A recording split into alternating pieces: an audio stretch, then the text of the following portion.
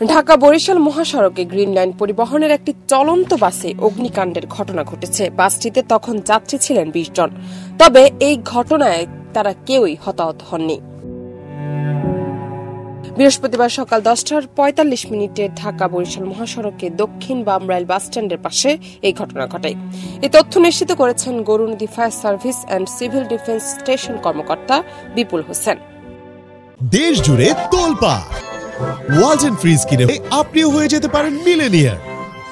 তিনি জানান, ঢাকা থেকে সকালে ২৩ যাত্রী নিয়ে বরিশালের উদ্দেশ্যে ছেড়ে আসে গ্রিন লাইন পরিবহনের ওই বাসটি। পথে ৩ যাত্রী নেমে যান।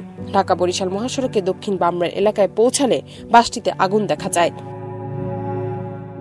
এ সময় বাসের চালক, সহকারী সুপারভাইজার সহ ২০ জন আরোহী ছিলেন।